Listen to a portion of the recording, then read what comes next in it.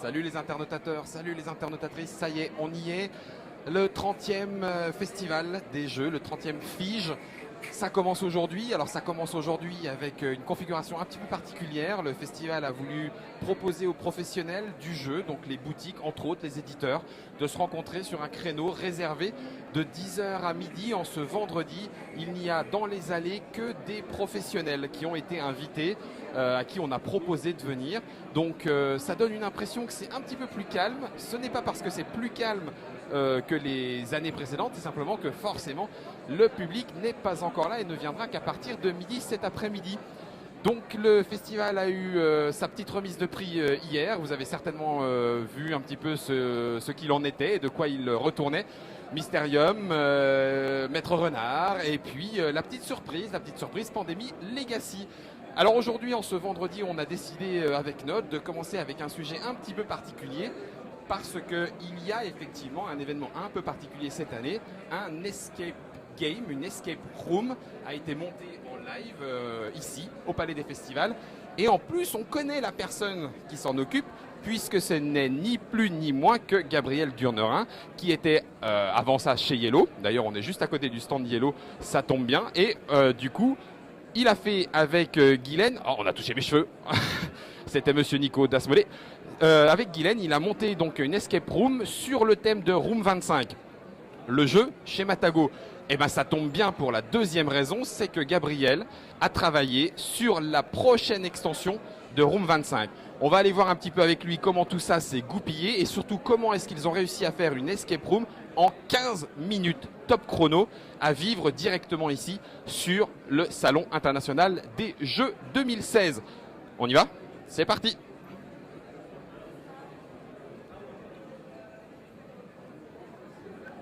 Bonjour Monsieur Feduti. C'est les internautateurs et les internautatrices, on leur fait coucou. Monsieur Feduti est très occupé, donc il a un carnet de rendez-vous gros comme le ministre, enfin non, gros comme le bras du ministre. Donc on va essayer de ne pas s'interrompre à chaque fois. On passe ici, on a un petit côté Naruto Shippuden qu'on a eu il n'y a pas longtemps, c'est le côté jeu vidéo, c'est le côté grandeur nature. Qu'on a aussi de l'autre côté. On a de plus en plus de boutiques d'ailleurs qui sont présents sur le salon et qui travaillent, donc qui non seulement découvrent les nouveautés, mais en plus présentent et les vendent aux personnes qui viennent sur le festival, aux festivaliers. Et on approche ici de l'entrée, et sous l'entrée, on a l'escape room, Room 25. Et on aperçoit Guylaine. Oui, c'est bien elle. C'est bien elle. Et Gabriel qui apparaît au loin. Ah, dites donc! Mais ça tombe plutôt bien. Salut les internautateurs, salut à tous. Bonjour Guylaine. Salut. Ça va? Ouais, ça se passe bien. Gabriel? Ouais, c'est cool. Alors écoutez, on vous prend au débeauté, hein, on vous a pas prévenu. Donc c'est du live de direct. Vous n'êtes pas en session, il n'y a personne qui est enfermé dans l'escape room pour l'instant. Le photographe officiel. Est-ce que vous pensez qu'on aura le droit de passer juste derrière le photographe officiel sans trop en dévoiler? Ouais, ok. Mais c'est diffusé en direct là? Là, on est en direct live. Ok, alors à ce moment-là, on pourra essayer de faire ça, y a pas de souci. Normalement, j'ai pas de groupe là tout de suite, mais c'est pas sûr, mais on va essayer de faire un petit tour, ouais. On va cacher les trucs qui sont importants et laisser que le décor. À ce moment-là, ça peut le faire. Bien évidemment, ne vous attendez pas à ce qu'on vous montre les éléments de l'escape room. Pour deux raisons, vous pourriez être en route pour le FIGE, donc venez faire un petit tour, il n'y a pas de raison. Et puis en plus, la deuxième raison, c'est qu'on ne sait jamais. Si ça se trouve, un jour, l'escape room 25 pourrait devenir une escape room réelle et non pas juste événementielle. D'ailleurs, première question, c'est ce qui va se passer ou pas? Non, alors ça ne deviendra pas une escape room physique et fixe, mais par contre ça va tourner dans d'autres salons que Cannes. Donc au cas où les gens iraient dans d'autres salons, il ne faut pas qu'ils voient les solutions.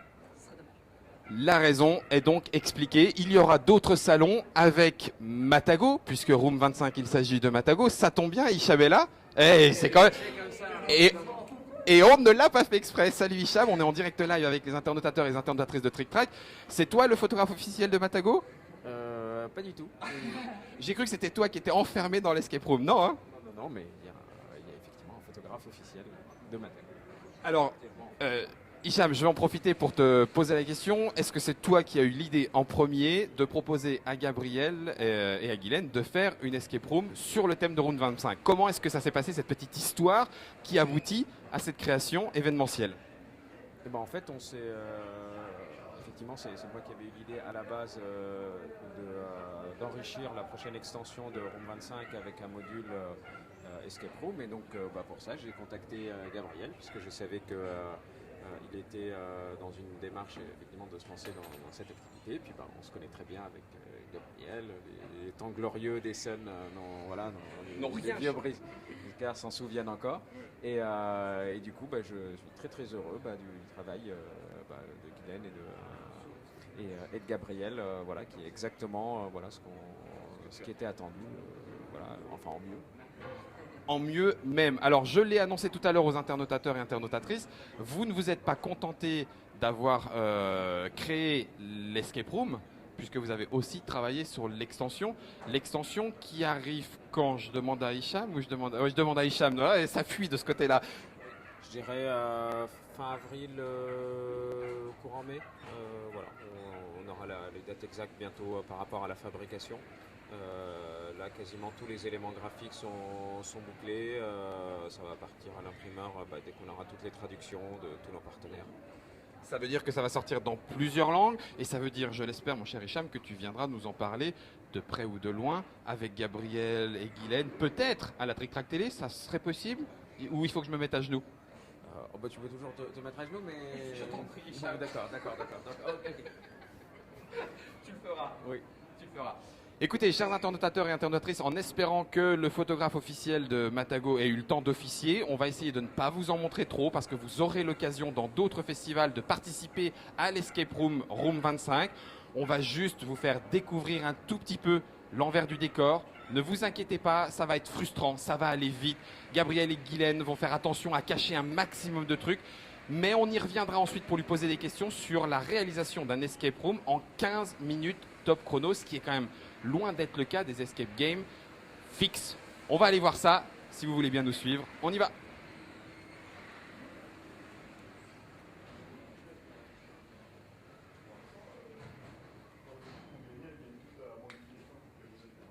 Et un photographe officiel, je ne sais pas si on l'avait déjà vu dans la Trick Track Télé, photographe officiel de Matago, c'est ça? Je vais te laisser te présenter, je t'en prie. Jean-Baptiste de Genève, photographe. Photographe, et en plus, du coup, tu es là sur le salon uniquement pour le stand Matago? Absolument, oui. On va faire photo vidéo cette année. Plein de surprises qui vous attendent. Sur le site à venir? Absolument, demain. Ça marche. Allez, on rentre directement dans la première partie de l'Escape Room, Room 25. Alors pour ceux qui nous suivent et qui ne connaissent peut-être pas Room 25 c'est un jeu de société, il y a déjà une première extension. C'est un jeu dans lequel nous sommes dans un complexe à la cube. On va passer avec les différents joueurs de salle en salle, avec ou contre, parce qu'il y a peut-être des traîtres, il y a différentes façons de jouer au jeu. C'est un jeu qui effectivement nous donne et une ambiance particulière et une configuration de jeu particulière également, puisque les salles vont évoluer, se pousser les unes les autres. On va les découvrir. Il y a des pièges mortels. Un de ces pièges mortels est dans cette room 25 et en plus, visiblement, nous ne sommes pas seuls. Je ne vous dis pas plus.